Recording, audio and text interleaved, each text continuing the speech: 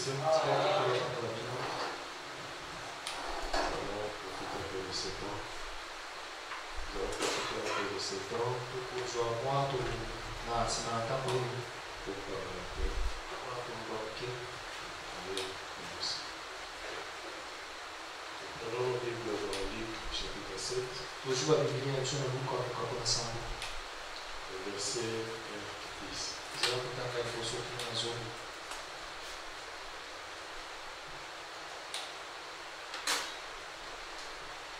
Après avoir achevé tous ces discours devant les peuples qui l'écoutaient, Jésus entra dans Capharnaüm. Un centenier avait un serviteur auquel il était attaché et qui se trouvait malade sur le point de mourir.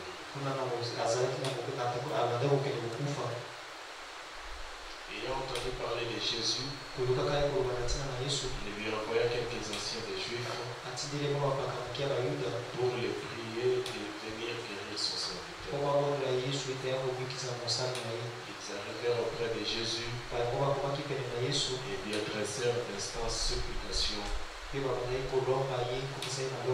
disant: il mérite que tu lui accordes cela, car il aime notre nation. Il aime notre nation et c'est lui qui a bâti notre synagogue. Jésus étant allé avec eux, était guère éloigné de la maison, quand les centeniers envoyaient des amis pour lui dire: Seigneur, ne prends pas tant de peine, car je ne suis pas digne que tu entres sous mon toit. C'est aussi pour cela que je ne me suis pas cru digne d'aller en personne vers toi. Mais dis un mot et mon serviteur servira. Car moi qui suis soumis à des supérieurs, j'ai des soldats sous mes ordres. Et j'ai dit à l'un va, et il va, à l'autre viens, et il vient, à mon serviteur fais cela, et il le fait. Lorsque Jésus a entendu ces paroles, il admira les centeniers et se tourna vers la foule qui le suivait. Il dit: je vous l'ai dit, même en Israël, je n'ai pas trouvé une aussi grande foi. De retour à la maison, les gens envoyés par les centeniers trouvèrent guérir les serviteurs qui avaient été malades. Prions le Seigneur. Oh Dieu, nous te bénissons parce que tu es le maître des temps et des circonstances. Tu te glorifies dans chaque circonstance, Seigneur. C'est pour cela, oh Dieu, dans ce temps qui nous est réparti, nous nous confions seulement entre tes mains, te demandant de nous donner quelque chose qui peut fortifier ton peuple, parce que nous sommes en voyage vers le ciel. Nous savons où et quand les routes de la vie mortelle vont s'arrêter, mais laisse que notre vie terrestre soit toujours en ordre avec toi. Nous nous abandonnons à toi. Bénis ton peuple, assiste-nous, donne-nous la force, le courage et sois toutes choses pour nous. Nous nous abandonnons à toi et nous pensons aussi à notre pasteur, que tu le bénisses, que tu le gardes, que tu nous assistes tous dans les noms de Jésus, le Fils de Dieu bien-aimé. Amen. Que Dieu vous bénisse encore une fois. Qu'il vous bénisse encore. Chaque fois que l'on fait des sacrifices, Dieu honore cela. Amen. Et cet endroit où nous sommes venus, c'est pas porter de l'eau. C'est un lieu d'entraînement. ici où nous venons recevoir la formation spirituelle pour que nous soyons efficaces sur les champs. Amen, amen. Par rapport aux écritures que j'ai lues, Frère Branham avait prêché l'attitude et qui est Dieu.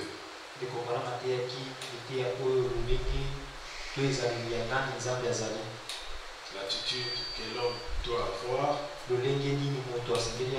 et qui est Dieu. Amen, amen. Et par là, nous remercions encore notre pasteur de nous avoir accordé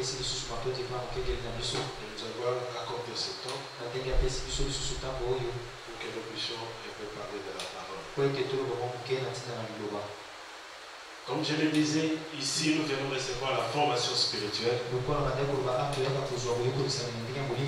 Et les champs de la bataille, c'est dans nos quartiers, partout où nous sommes. C'est là où on reconnaît les véritables chrétiens.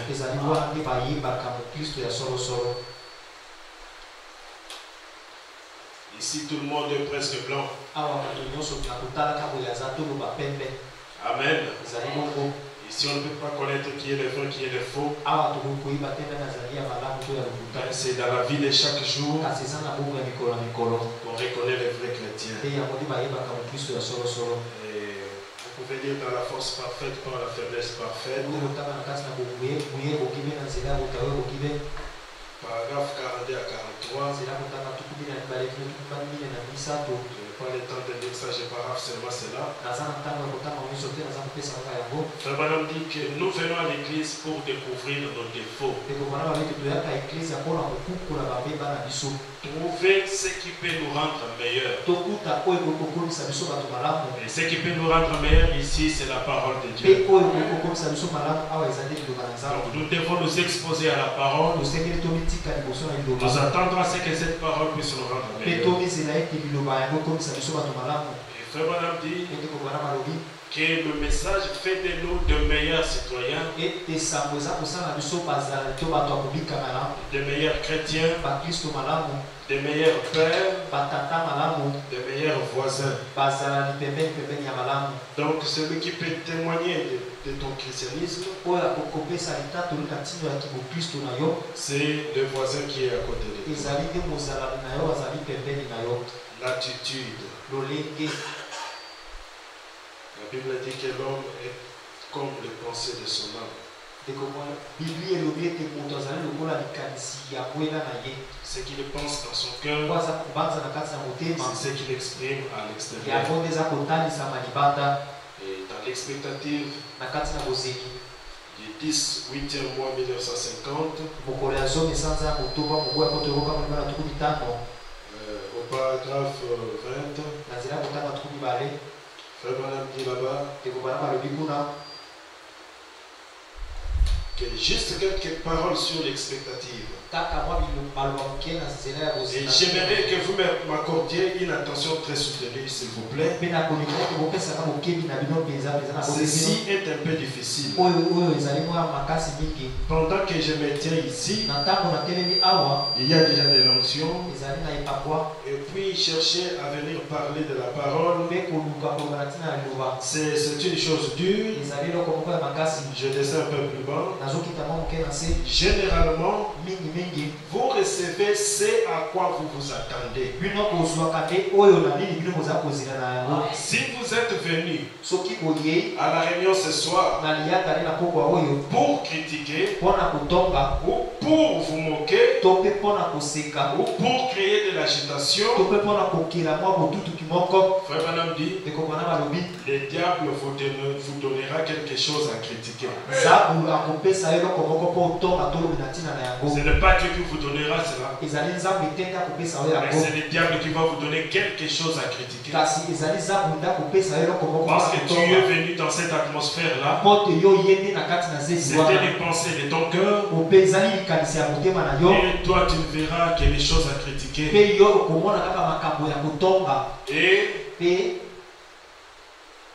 Et il vous donnera quelque chose qui suscitera votre curiosité.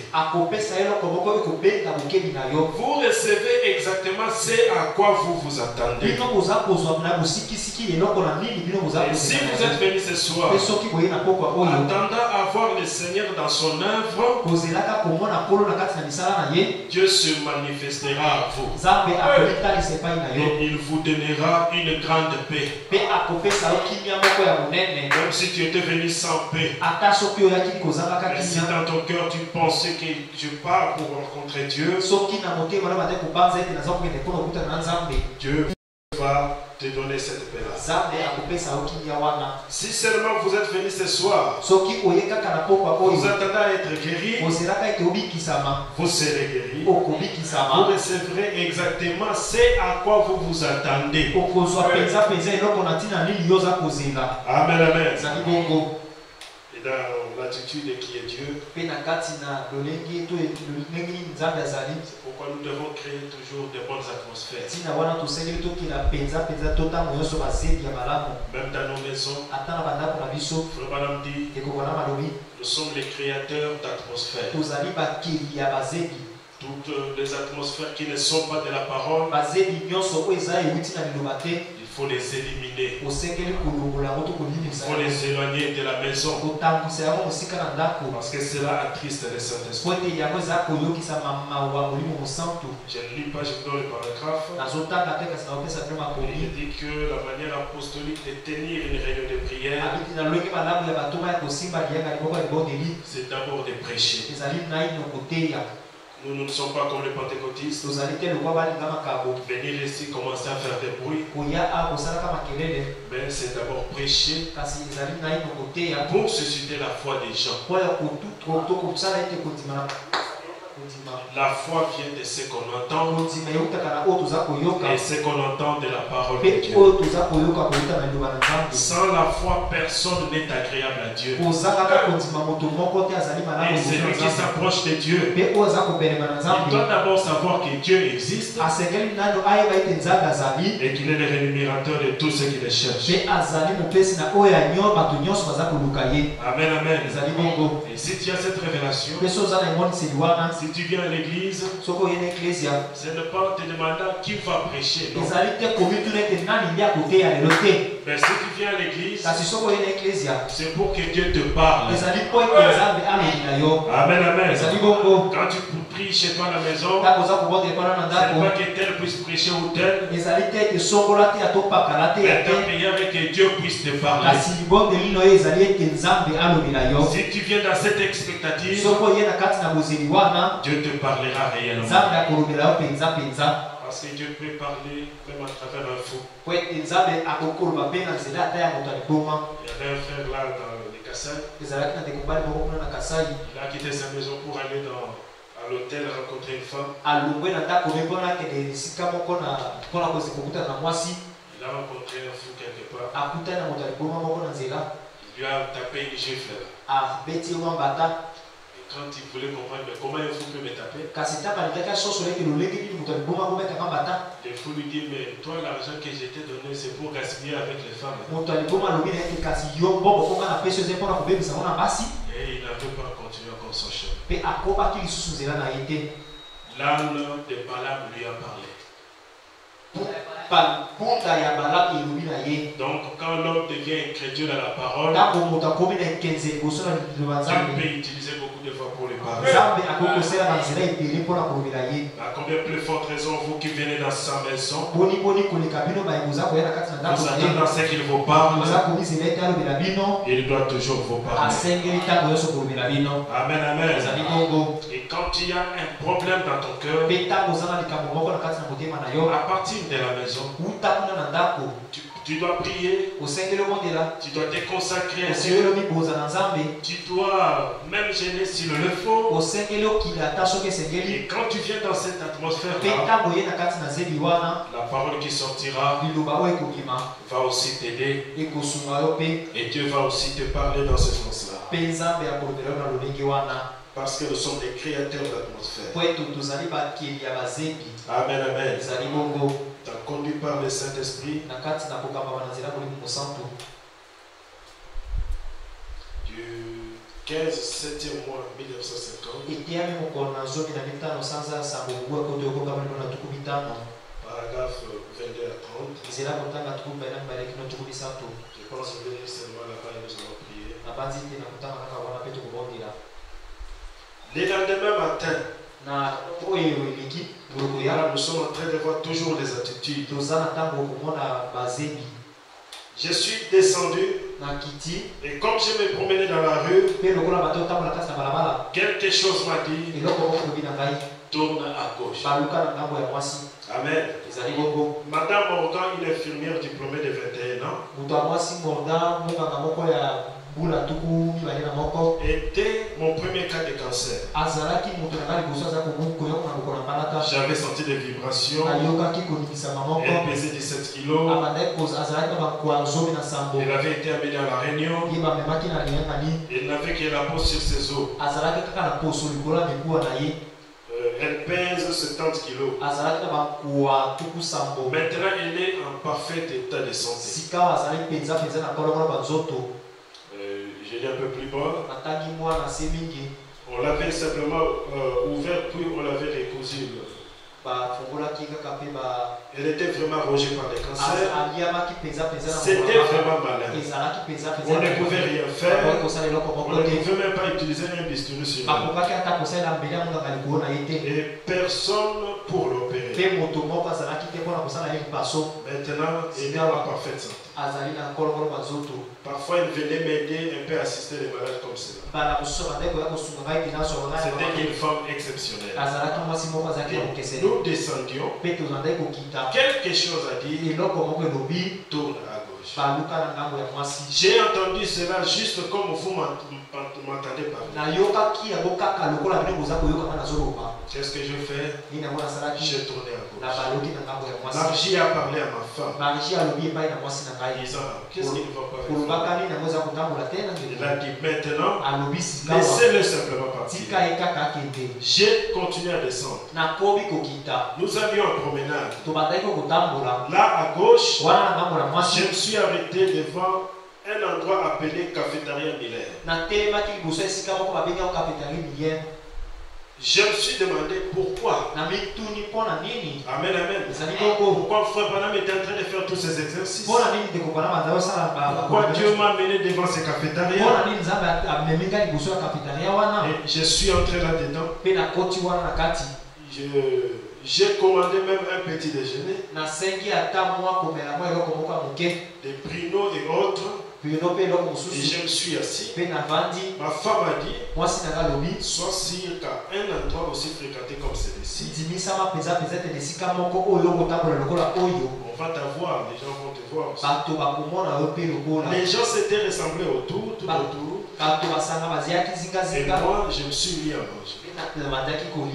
Et pendant que je demandais la bénédiction, avant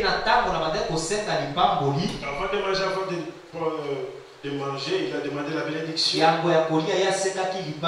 J'ai entendu quelqu'un dire, gloire à Dieu. J'ai jeté un coup d'œil et une pauvre mère s'est levée, essuyant ses yeux. Margie a dit, vous feriez mieux de partir, Frère Branham. Sinon, les groupes des gens, j'ai dit un instant, c'est le Saint-Esprit qui conduit. Il est venu là. Cette femme qui avait dit gloire à Dieu, elle a dit Frère Branham, j'ai suivi réunion après réunion, essayant de faire entrer mon frère dans la ligne, mais je n'ai pas pu le faire. Il a ajouté, son cœur est dans un très mauvais état. Cela traverse le diaphragme. Il a ajouté, quelques jours avant de venir, nous, il a été examiné. Le médecin a dit qu'il ne lui reste que peu de temps à vivre. Nous avons vendu notre vache pour avoir de l'argent afin de venir ici. J'ai été à plusieurs réunions, frère Branham. Nous Nous avons vendu tout ce que nous avions. Il a dit, je vis que je ne pouvais pas y arriver. Il y a toujours trop de gens. Plusieurs fois, j'ai eu une carte de prière, mais le numéro n'était pas appelé. Mais elle a dit, hier soir, j'ai prié toute la nuit et j'ai jeûné. Quelqu'un peut dire amen à cela. Voilà ce qui avait attiré frère Branham. C'était la prière que cette femme a fait toute la nuit. Elle avait un problème ponctuel. Elle n'a pas dormi. Elle a gêné toute la nuit. Elle s'est donnée à la prière. Elle a cherché la présence de Dieu. Et Dieu est allé toucher frère Branham. Vous pouvez le conduire, va à gauche, va à droite. Jusqu'à ce qu'il est arrivé là où cette femme a été. Qu'est-ce qui lui a attiré? Ce sont les prières. Oh mes frères et sœurs, vous avez des problèmes. Ne restez pas mains croisées. Vous êtes des soldats. Frère Branham dit, la plus grande arme que Dieu nous a donnée, c'est la prière. La prière change les circonstances. La prière change la malédiction en bénédiction. La prière change toutes choses. Voilà que la prière avait attiré frère Branham. Et pendant qu'il s'apprêtait pour se lever, elle a sorti une autre femme qui avait aussi prié. Dieu lui avait dit de venir à cet endroit-là. Il l'a rencontré à la porte. Frère Branham a encore prié pour elle. Quand il allait sur la route, il a encore une autre femme. Toujours dans l'état de la prière. Et il a aussi prié pour lui. Amen, amen. Voilà, c'est la vie des chrétiens. Quand quelque chose ne va pas, quand vous avez un problème dans la maison, ne restez pas là comme si rien n'était. Amen, amen. Cherchez un endroit pour être solitaire dans la prière. Parce que frère Branham dit, Dieu exauce toujours les prières. Et vous vous souviendrez de la tante Jemima qui avait son fils qui était très malade. Il n'y avait personne pour l'aider. Mais cette nuit-là, il a prié toute la nuit jusqu'à ce que, quand elle s'est reposée, il a vu quelqu'un qui venait sur la route. Et pendant qu'elle priait, frère Branham était dans l'avion. Sa foi a fait quitter même l'orage, afin que l'avion ne puisse plus continuer son voyage. Et l'avion était obligé d'atterrir là-bas. Et frère Branham est sorti, conduit par le Saint-Esprit, jusqu'à ce qu'il a retrouvé. Et quand ils ont prié, Dieu a exaucé la prière. Quelle attitude vous avez? Quelle atmosphère créez-vous dans vos maisons? Tout cela compte. Il faut créer les bonnes atmosphères. Il faut que votre maison soit l'autel de Dieu. Ou quelqu'un qui vient, il sent la présence du Saint-Esprit. Même s'il vient avec une mauvaise atmosphère, avant que vous parliez, vous priez d'abord. Vous créez la bonne atmosphère. Créez une bonne attitude. Cela éloigne les diables. Et cela attire Dieu plus près de vous. Amen, amen. Donc Donc c'était l'exhortation de ce soir. Donc que vous soyez fervents dans la prière. Ce n'est pas seulement ici. Ici c'est un endroit de l'entraînement seulement. Ici là les églises seront fermées. Mais vous allez commencer à remuer seulement ce qui est à l'intérieur de vous. Que le Seigneur vous bénisse ce soir. S'il vous plaît,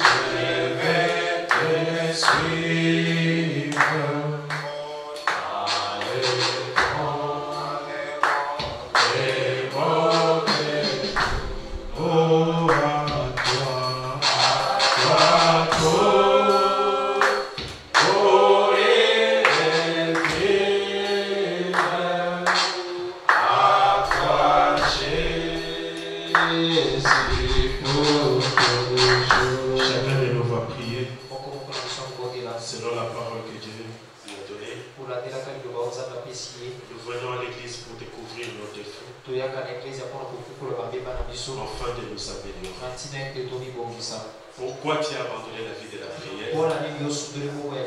Qu'est-ce que tu as remplacé à la vie de la prière? Pourtant, Dieu exauce toujours les prières. Maison, soit des hôtels de Dieu, où le feu de Dieu brille jour et nuit. Que ce soit où il y a toujours la présence de Dieu.